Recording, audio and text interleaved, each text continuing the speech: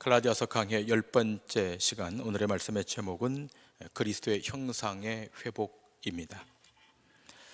오늘 말씀의 제목이 조금 다소 어려울 수도 있는 그런 내용입니다만 잘 경청하시면 신앙의 성숙에 큰 도움이 되리라고 확신합니다.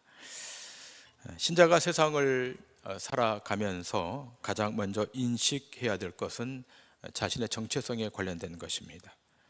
구원받은 신자, 곧 그리스도인이 누구인가, 구원받은 이후에 나는 누구인가에 대한 이 정의를 부여받는 것은 대단히 중요합니다. 정체성에 대한 규정 없이 세상을 이기기에는 불가하고, 정체성에 대한 명확한 정의를 받지 않고 세상을 살아가는 것 또한 불가합니다. 많은 사람들이 삶의 에너지를 소비하고 시간을 투자함에도 불구하고 자주 넘어지고 자주 상처 입고 자주 실패하는 까닭은 여러 가지 이유가 있겠습니다만 그 근본 원인은 정체성의 부재인 것입니다. 신자는 반드시 세상 안에서 자신의 정체성을 확인하고 그 정체성에 대한 해답을 붙들고 나아갈 때 우리 앞에 승리가 주어지게 되는 것입니다. 오늘 바울은 갈라디아 교회 성도들에게 이렇게 권고합니다. 4장 9절에 이제는 너희가 하나님을 알 뿐 아니라. 하나님을 안다라고 바울은 갈라디아 교회 성도들 향해서 말씀하고 있습니다. 이제는 너희가 하나님을 안다는 거죠. 감사하게도 갈라디아 교회 성도들 가운데 상당수는 하나님을 아는 열심이 있었습니다. 그리고 그 하나님을 아는 과정을 통해서 그들의 신앙은 성숙해 갔습니다. 여러분, 개신교회의 출발, 캐톨릭에서 분리되어 나온 개신교회의 출발을 이론적으로 뒷받침했던 요한 칼빈은 그가 저술한 기독교 강요 첫 번째 장 첫 번째 줄에 이렇게 기록하고 있습니다. 하나님을 아는 지식이 곧 자신을 아는 것이다 라고 기술하고 있습니다. 자기를 아는 것은 하나님을 알 때 가능하다는 것입니다. 아무리 자기를 알려고 해도 하나님을 모르면, 하나님을 인식하지 못하면 자기가 누구인지에 대한 해답을 얻을 수 없다는 것입니다. 철학을 공부하고 사회학을 공부하고 인문학을 공부한다 할지라도 하나님을 알지 못하는 한 자신이 누구인지 알 수가 없는 겁니다. 때문에 성경은 지속해서 반복적으로 하나님이 어떤 분인가를 알라라고 권고하고 있는 것입니다. 하나님을 알 때 신자의 정체성이 확인되는 것입니다. 그렇다면 여러분, 하나님을 알게 될 때 신자에게 나타나는 중요한 특징이 뭐겠습니까? 또 반대로 하나님을 모를 때 나타나게 되는 부정적인 특징은 뭐겠습니까? 오늘 바울은 이 후자 쪽을 먼저 이야기하고 있습니다.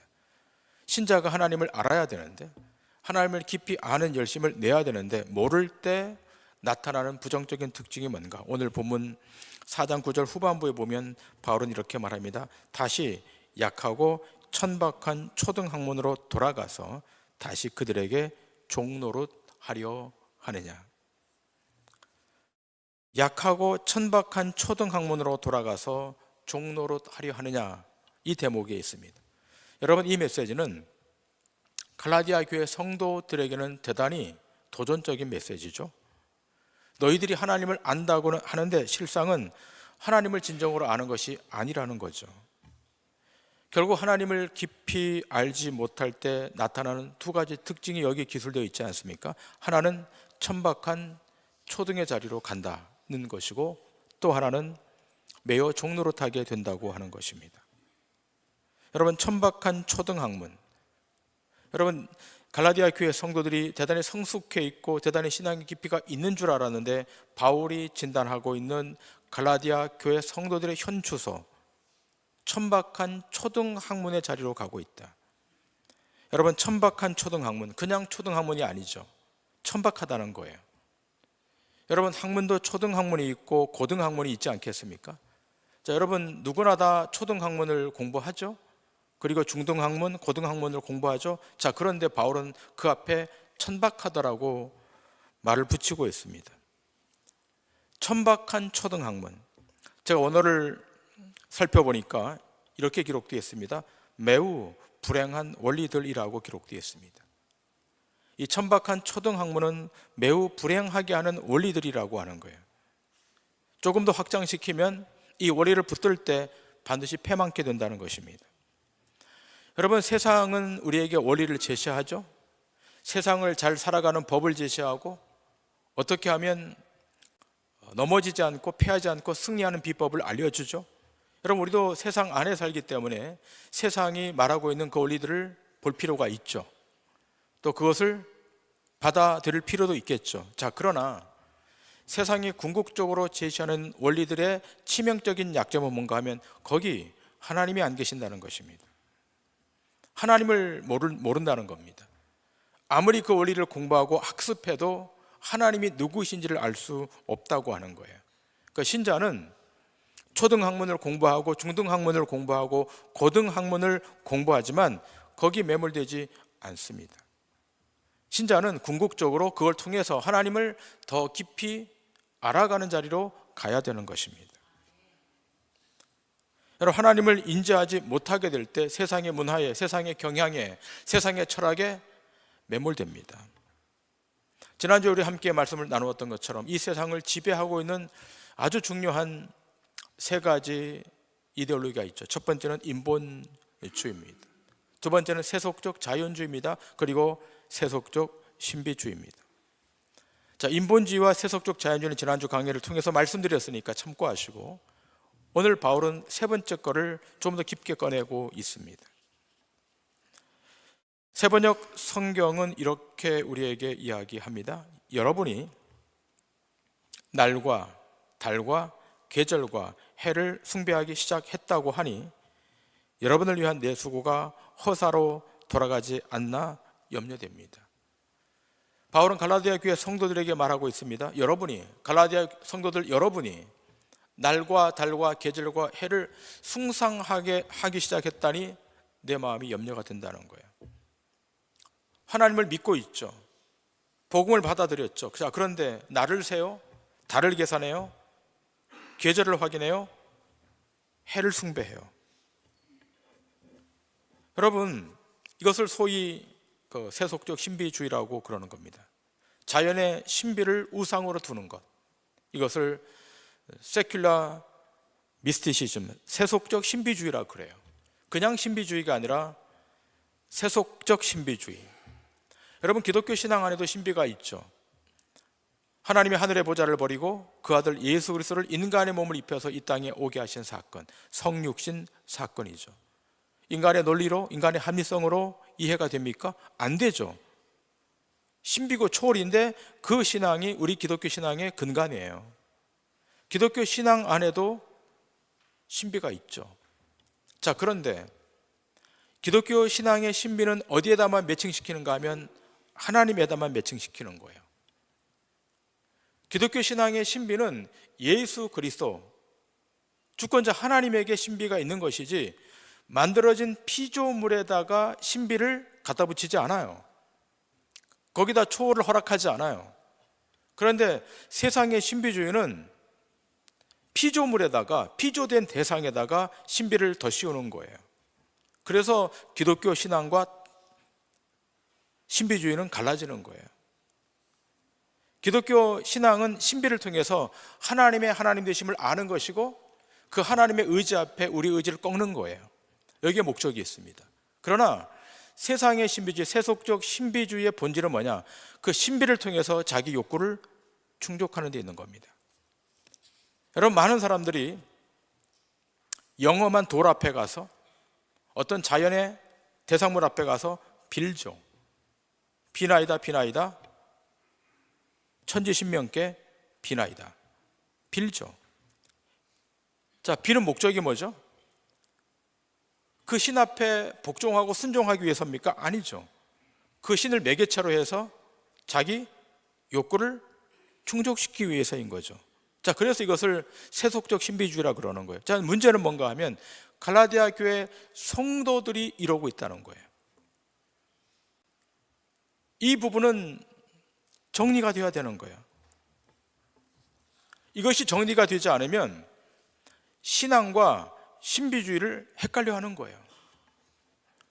여러분, 기독교 신앙엔 텍스트가 있죠. 창세기부터 요한계시록까지의 텍스트가 있어요. 이 텍스트를 통해서 하나님이 어떤 분인가를 알죠. 그러나 신비주의 사상은 신비주의에 매몰되게 되면 텍스트가 없어요. 자기 경험치로 하는 거예요. 때문에 우리는 이 하나님의 말씀을 통해서 하나님을 매일마다 더 깊이 알아가는 거예요. 하나님을 아셔야 됩니다. 우리를 인도해 가고 계시고 우리를 통치하고 계시는 그 하나님이 어떤 분인가를 알아야 됩니다. 저는 동도중앙교회 성도들이 주님이 가까우면 가까울수록 더 깊이 주님을 아는 축복이 있기를 주님 이름으로 축원합니다. 하나님을 깊이 아는 축복. 신앙의 연수도 중요하죠. 신앙의 경험도 중요하죠. 다 중요해요. 그러나 그 경험 넘어서 하나님을 얼마나 더 깊이 인식하고 있는가, 이건 대단히 중요한 거예요. 여러분이 하나님을 아는 만큼 여러분의 신앙은 견고해질 겁니다. 여러분, 하나님의 그 놀라운 그 풍성한 은혜를 아는 것만큼 여러분은 자유로워지고 평안해질 겁니다. 하나님을 모르면 불안한 거예요. 하나님을 인지하되 명확히 인지하지 못하면 내 삶에 고난이 올 때 무너지는 겁니다. 그러나 하나님을 깊이 아는 사람은 어떤 형국에서도 어떤 상황에서도 넘어지지 않고 일어납니다. 놀라운 것이 있어요. 하나님을 깊이 알아갈 때 나타나는 놀라운 특징이 하나 있다는 거예요. 그것은 하나님이 나를 안다는 사실을 안다는 거예요. 이건 대단히 중요한 내용입니다. 오늘 이 말씀의 중심 내용이라고 할 수 있습니다. 여러분이 하나님을 깊이 알아가는 그 열심을 낼 때 우리의 인식 속에, 우리의 정신 사고 체계 속에 무엇이 발생하는가 하면 하나님이 나를 알고 계신다는 것을 인식하게 되는 거예요. 여러분, 생각해 보세요. 여러분, 우리나라 대통령을 아시죠? 윤석열 대통령을 아시죠? 미국의 트럼프 대통령을 아시죠? TV를 많이 보셔서 이 대통령은 다 알 겁니다. 자, 그런데 윤석열 대통령이 여러분을 압니까? 트럼프 대통령이 여러분을 압니까? 아는 분 있으면 대단한 인맥이 있는 거죠. 여기 있는 분들 가운데 윤석열 대통령이 여러분의 이름을 기억하거나 트럼프 대통령이 여러분을 기억하는 일은 없을 거예요. 그건 결국 모르는 거예요. 그건 나만 아는 거죠. 나만 대통령 안다고 그러지만 실제로 대통령이 나를 모르잖아요. 그건 진정한 아는 것이 아니죠. 놀라운 것은 오늘 본문에 보니까 하나님을 알면 그 하나님이 나를 안다는 사실을 인지하게 된다는 것입니다. 오늘 본문 9절 중간에 이렇게 되어 있죠. 더욱이 하나님이 아신 바 되었거늘. 자, 목적어가 빠졌지만 목적어는 누구죠? 하나님이 하나님의 백성을 아신 바 되었다는 거예요. 하나님이 여러분을 알고 계신다니까요. 오늘 설교하는 설교자를 하나님이 알고 계신다. 자, 그런데 이건 어떻게 해야만 가능한가 하면 하나님을 깊이 알아갈 때 하나님이 자신을 안다는 사실을 아는 거예요. 제가 지금 말씀하는 말씀이 어렵지 않죠? 이것이 진정한 알미인 거예요. 오늘 이 시간 여러분의 지각의 창이 열리고 영혼의 창이 열려서 하나님이 여러분 자신을 안다는 사실을 아는 축복이 있기를 주님 이름으로 축원합니다. 그럴 때 능력이 있는 거죠. 생각해 보세요. 트럼프 대통령이 여러분을 안다고 한번 가정해 보세요. 어떤 한 집사님의 이름을 알고 그가 누구인지 알고 있다고 한번 가정해 보세요. 얼마나 힘이 되겠습니까? 여러분, 지금은 트럼프 대통령 한 사람의 힘으로 세계가 왔다 갔다 그러잖아요. 그의 멘트 하나에 따라서 주가가 오르락내리락 그러잖아요. 자, 그런 초권력자인 트럼프 대통령이 여러분을 안다. 얼마나 힘이 되겠습니까? 자, 그런데 오늘 본문에 보니까 그것과 비교가 안 되는 하나님이 나를 알고 있다. 놀라운 축복이에요. 때문에 우리가 하나님을 알 때 하나님이 나를 안다는 사실을 인식하게 되면 두려움이 없는 거예요. 걱정과 염려도 없는 거예요. 생각해 보세요. 우리에게 두려움이 왜 옵니까? 왜 우울함이 옵니까? 왜 걱정합니까? 왜 두려워서 밤에 잠을 못 청합니까? 왜 아침에 일어나면 머리가 아프고 두렵습니까? 신체적인 문제도 있겠지만 사실 모든 것은 정신적인 문제예요. 하나님이 나를 아신 바 되었고 그 하나님이 나를 이끌고 계시고 저 영원한 생명의 자리 앞으로 초대해 가고 있다는 사실을 인식하면, 알면 두려움은 없어요. 하나님의 샬롬이 여러분 가운데 오는 거예요. 그리고 강력한 힘도 여러분에게 주어져서 악한 사단과의 영과의 싸움에 능히 승리하게 되는 줄 믿습니다. 신앙이란 이 감각을 만들어내는 거예요. 여러분, 신앙이라고 하는 것은 어떤 감각에 의존하거나 어떤 경험에 의존하는 것이 아니에요. 기록된 말씀을 통해서 하나님을 인지하고 그 하나님을 인지함으로 하나님이 나를 안다는 사실을 알고 믿음으로 행하여 가는 것이 신앙입니다. 바울은 이 지점에서 우리에게 중요한 한 가지를 이야기하고 있습니다. 그것은 믿음의 자리에 있을 때, 하나님을 깊이 아는 자리에 있을 때 최종적 목적이 뭔가를 알게 된다는 거예요. 여러분, 신앙의 최종적 목적은 뭐죠? 여러분의 신앙의 마지막 지점은 뭐죠? 물론 세상 앞에 승리하는 것일 거예요. 그러나 그 이면에 따라오는 것이 하나 있어요. 오늘 바울은 이렇게 말합니다.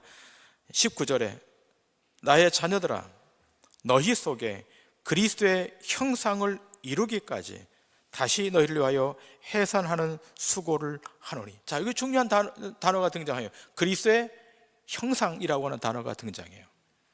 자, 바울은 갈라디아 교회 성도를 향한 어떤 그 간절함이 있었는데 뭔가 하면 갈라디아 교회 성도들 모두가 그리스도의 형상의 회복, 그리스도의 형상이 이루어지는 것, 이것을 놓고 중보했다는 거예요.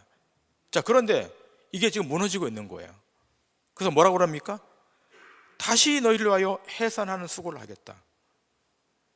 그리스도의 형상이 무너지고 있으니까 그것이 다시 회복되도록, 완성되도록 내가 해산의 수고를 아끼지 않겠다, 이렇게 말하고 있죠. 세번역 성경은 이렇게 기술합니다. 나의 자녀 여러분, 나는 여러분 속에 그리스도의 형상이 이루어지기까지 다시 해산의 고통을 겪습니다.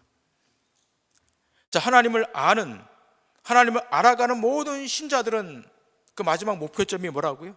그리스도의 형상의 완성이에요. 오늘 이 자리에 예배하러 오신 여러분 모두의 생애 가운데 그리스도의 형상의 완성의 축복이 있어야 돼요. 자, 그렇다면 여러분, 그리스도의 형상이라고 하는 것이 뭘까라고 하는 거예요. 대단히 신학적인 내용이고 대단히 성서적으로 깊은 내용이기 때문에 제가 이 내용을 찾아봤어요. 그리스도의 형상이 이루어진다라고 하는 것은 여러 신학자들이 기록을 했습니다만 공통적인 것은 그리스도로 충만해지는 것을 의미한다 그래요. 그러니까 여러분의 생애가 그리스도로 충만해지는 것이에요. 자, 여기에 대해서 어떤 학자들은 성령으로 충만해진다라고 말하는 학자들도 있고 또 다른 학자들은 그리스도의 가치로 온전히 채워진다 이렇게 말하는 학자들도 있어요. 저는 후자를 지지하고 싶습니다. 성령으로 충만해지는 것도 그리스도의 형상의 완성일 거예요. 그러나 저는 그리스도의 가치로 온전히 채워지는 것이 더 맞다고 생각합니다. 왜냐하면 1세기 신자들, 지금 이 1세기 신자들은 가치 투쟁의 현실에 있었거든요. 로마가 제시하는 가치와 복음이 제시하는 가치의 대립이 있었단 말이에요. 로마는 힘의 통치로 온 세상을 정복하는 그런 가치였죠. 힘의 논리로, 세속의 권력의 논리로 모든 것을 지배하는 거예요. 그러니까 로마의 발걸음이 닿는 것은 로마의 제국으로 복속되죠. 자, 그러나 유일하게 여기에 따르지 않는 세력이 있었어요. 누구죠? 그리스도인들이었어요. 자, 왜 이 그리스도인들은 로마의 가치에 따르지 않는가? 왜냐하면 하나님의 가치와 대비되기 때문에. 그들이 붙잡고 있는 하나님의 가치, 성서적 가치, 복음의 가치는 로마의 가치와는 합할 수가 없는 거예요. 이것 때문에 저항하는 거 1세기 그리스도인들은. 사자굴에 던져지고 토굴에 갇히고 그런 고초가 있었지만 거기에 포기하지 않고 굴하지 않고 그 가치를 붙들고 있었단 말이죠.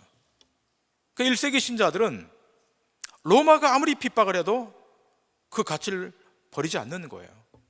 결국 시간이 지나고 300년 후에 로마가 정복돼요. 이 복음에 의해서 로마가 정복되죠. 그래서 313년에 콘스탄티노플 칙령이 발생돼서 로마가 기독교 국가로 바뀌어요. 결국 누구의 가치가 승리하는가 하면 그리스도의 가치, 복음의 가치가 승리하게 되는 거예요. 바로 이겁니다. 그리스도의 형상의 완성이라고 하는 것은 그리스도의 가치로 온전히 채워지는 것을 의미해요. 저는 동도중앙교회가 이 21세기 너무 혼란스럽지 않습니까? 모든 진리를 다 상대화시켜버리는, 절대적 진리에 무장해제를 시켜버리는 포스트 모던 시대에 살고 있는 이 시대에 무엇으로 무장하는 거죠? 양보할 수 없는, 절대로 협상할 수 없는 그리스도의 가치, 성서적 가치, 말씀의 가치로 무장하는 거예요.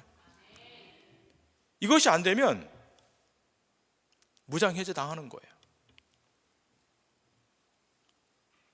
자, 오늘 바울이 왜 이런 강력한 메시지를 여기다 던지고 있는가? 세번역 성경을 읽으시면 조금 더 이해도가 쉽기 때문에 12절부터 20절까지 세번역 성경으로 읽어드리겠습니다. 형제 자매 여러분, 내가 여러분과 같이 되었으니 여러분도 나와 같이 되기를 바랍니다. 여러분이 내게 해를 입힌 일은 없습니다. 그리고 여러분이 아시는 바와 같이 내가 여러분에게 처음으로 복음을 전하게 된 것은 내 육체가 병든 것이 그 계기가 되었습니다. 그리고 내 몸에는 여러분에게 시험이 될 만한 것이 있는데도 여러분은 나를 멸시하지도 않고 외면하지도 않았습니다. 여러분은 나를 하나님의 천사와 같이 그리스도 예수와 같이 영접해 주었습니다. 그런데 여러분의 그 감격이 지금은 어디에 있습니까? 나는 여러분에게 증언합니다. 여러분 할 수만 있었다면 여러분의 눈이라도 빼어서 내게 주었을 것입니다. 그런데 내가 여러분에게 진실을 말하기 때문에 여러분의 원수가 되었습니까? 위에서 내가 말한 사람들이 여러분에게 열심을 내는 것은 좋은 뜻으로 하는 것이 아니라 여러분을 내게서 떼어놓아서 여러분으로 하여금 자기네들을 열심히 따르게 하려고 하는 것입니다. 그런데 그들이 좋은 뜻으로 여러분에게 열심을 낸다면 그것은 내가 여러분과 함께 있을 때뿐만 아니라 언제든지 좋은 일입니다. 나의 자녀 여러분, 나는 여러분 속에 그리스도의 형상이 이루어지기까지 다시 해산의 고통을 겪습니다. 이제라도 내가 여러분을 만나 어조를 부드럽게 바꾸어서 말할 수 있었으면 좋겠습니다. 나는 여러분의 일을 어떻게 하면 좋을지 당황하고 있습니다. 여러분, 이 세번역 성경의 내용이 더 의미로 잘 다가올 거예요. 지금 바울은 갈라디아 교회 성도들에게 이 편지를 쓰면서 매우 당황해하는 거예요. 순전한 복음, 순수한 복음을 통해서 그리스도의 가치를 붙잡고 끝까지 행진하려고 하는 그 모습을 보고자 했는데 안 되는 거예요. 거짓 교사가 들어왔어요. 다른 복음이 들어왔어요. 자, 그들이 교회를 어렵게 만들어요. 근데 놀라운 것은 그런 다른 복음을 가지고 들어온 이단의 사람들, 거짓 교사들이 대단히 열심을 낸다는 거예요. 자, 바울은 그것을 지적하고 있는 거예요. 여러분, 이단들이 열심을 내죠? 여러분이 내고 있는 열심과는 비교가 안 될 정도의 열심을 내요. 자, 그런데 오늘 바울은 그걸 지적하고 있죠. 그들이 열심을 낸다는 거예요. 그런데 그 열심이 잘못된 동기에서 출발했다는 거죠. 다른 복음의 기초에서 출발했다는 거죠. 이것을 지금 바울은 우려하고 있는 거예요. 여러분, 열심이 필요하죠. 신앙의 열심이 없으면 교회는 운영이 안 될 거예요. 교회 사역도 진전이 안 될 거예요. 그러나 그 열심이 어디에서 시작했는지는 확인해야 되는 거예요. 바울은 지금 당황하고 있는 거예요. 교회를 개척했는데, 세웠는데 교회가 위기 가운데 흔들리고 있는 거예요. 자, 그래서 말하고 있는 거예요. 하나님을 알라는 거죠. 그리고 그리스도의 형상이 완성되는 자리까지 가라는 거죠. 그리스도의 형상의 완성이라고 하는 것은 말씀드린 바와 같이 그리스도의 가치로 채워지는 거예요. 끊임없이 세상의 가치가 우리를 공격해 오잖아요. 끊임없이 세상의 유행이, 경향이, 사상이, 이념이 우리를 포위해 오잖아요. 자, 그럴 때 무엇으로 막아내는 겁니까? 그리스도의 가치로 막아내는 거예요. 절대 양보할 수 없는 성서적 가치, 절대 내줄 수 없는 절대적 가치, 성경의 가치. 여러분, 이 가치를 붙들고 믿음으로 나아가 싸워야 하는 거예요. 우리의 신앙이라고 하는 것은 영적 전쟁이에요. 지금도 사단 마귀는 우리의 영적 예배를 방해하고 있고 우리의 예배가 하나님께 연락되지 못하도록 회방하고 있잖아요. 그러나 우리는 그리스도로 충만하고 말씀으로 충만하고 성령으로 충만해서 이 악한 세력을 지금 물리치고 있는 거예요. 그래서 바울은 모든 소아시아 교회들에게 동일한 메시지를 증거하고 있죠. 에베소서 4장 13절 이하의 말씀. 자, 에베소 교회, 지난주에 골로새 교회, 데살로니가 교회, 모든 교회들에게 이 메시지를 거의 비슷하게 동일하게 전달하고 있죠. 자, 13절 이하의 말씀. 우리가 다 하나님의 아들을 믿는 것과 아는 일에 하나가 되어 온전한 사람을 이루어 그리스도의 장성한 분량이 충만한 데까지 이르리니 이는 우리가 이제부터 어린아이가 되지 아니하여 사람의 속임수와 간사한 유혹에 빠져 온갖 교훈의 풍조에 밀려 요동치 않게 하려 함이라. 오직 사랑 안에서 참된 것을 하여 범사에 그에게까지 자랄지라. 그는 머리니 곧 그리스도라. 바울은 에베소 교회도 말하고 있죠. 하나님의 아들을 믿는 것과 아는 일에 하나가 되라. 그리고 장성한 분량에 이르라는 거예요. 하나님을 아는 믿음의 장성한 분량에까지 이르라. 그래야 승리할 수 있다는 거예요. 여러분, 여러분의 신앙에 하나님을 아는 진보가 있기를 바랍니다. 여러분의 신앙이 연수가 깊어지면 깊어질수록 하나님을 아는 깊이도 더 깊어지길 바랍니다. 여러분이 흔들리면 가정이 흔들리고, 여러분이 흔들리면 직장이 흔들리고, 여러분이 흔들리면 대한민국이 흔들려요. 성서적 가치 위에, 영적 가치 위에 바르게 세워져 있는 그리스도인을 통해서 하나님의 나라는 완성해 갈 거예요. 그게 그리스도의 형상의 완성의 포인트예요. 세상과 타협하지 마시고, 세상의 경향 이념에 손을 잡지 마시고, 순수함을 지키고, 복음의 순전함을 지키고, 힘이 들어도 어려워도 아닌 것은 아니라 그러셔야 돼요. 못하는 것은 못하겠다 그러셔야 돼요. 그리고 신자의 당당함을 견제하고 믿음으로 나아가면 거기 하나님의 역사가 나타나게 되는 줄 믿습니다. 이 한 주간도 말씀의 능력으로 세상을 이기시는 믿음의 권속들 다 되시기를 주님의 이름으로 간절히 축원합니다.